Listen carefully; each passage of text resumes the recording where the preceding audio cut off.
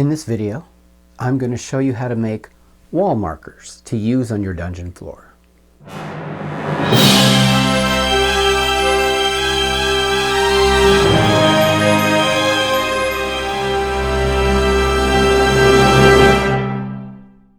For this build, all you'll need is a floor tile you can get from Home Depot or Lowe's. They're like, $1 a piece, maybe a little less, a little more depending on the style you choose. A ruler, X-Acto knife, and something to mark with, pen or pencil. Now, I like to make my walls essentially 1 inch wide. So you simply just mark it.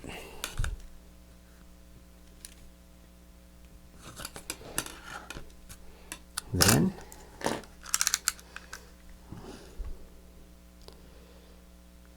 cut it. Now you want to cut this top part first, because otherwise your blade gets sticky if you cut through the adhesive. And then all you need to do is pull it forward and snap it like that. And then you can just run this along here to cut the paper. And then you can cut it to whatever length you want. So I'll make this one 6 inches. So be here and here. All right. Simply cut that again. Again, snapping it. And then just running the blade through the paper like that. Then you take either some toolbox liner or the rubberized shelf liner. You can even get some of the Dollar Tree variety that will work. And you just peel off the back.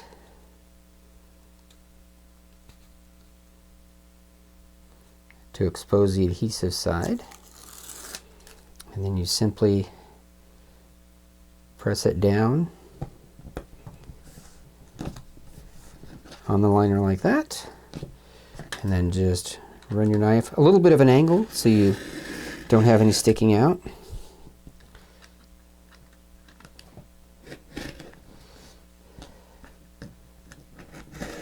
Get some of the excess off of here.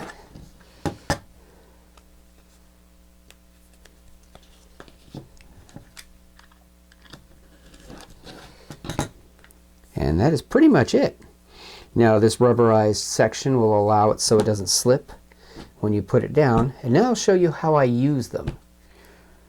Now the reason I made these is because when I'm running a game and I'm trying to draw out a room, a lot of times if I use a wet or dry erase, I have to do this.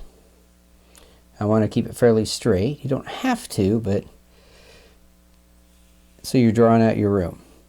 Now, that's kind of hard to see for some people.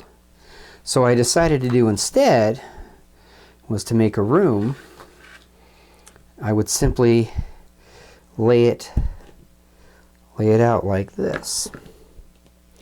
This way it's very clear where the edges of the room are. Now I'm using, this is a Wizards of the Coast, the battle grid. It's got this on one side and it has landscape on the other. But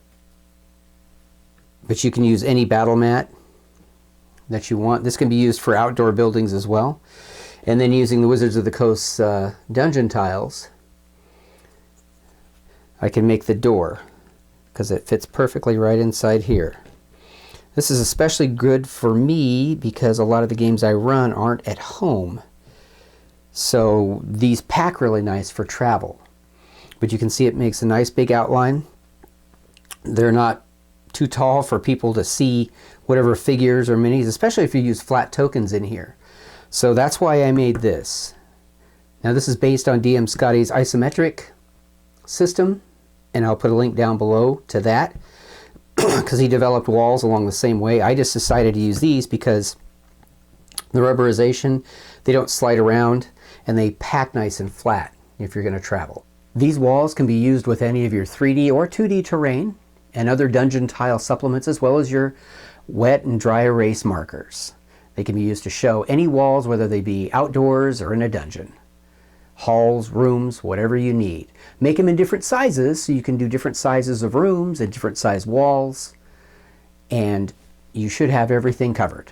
If you have any questions, comments, or suggestions, put them down below.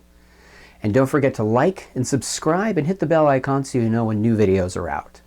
And until we talk again, may all your rolls be natural 20s.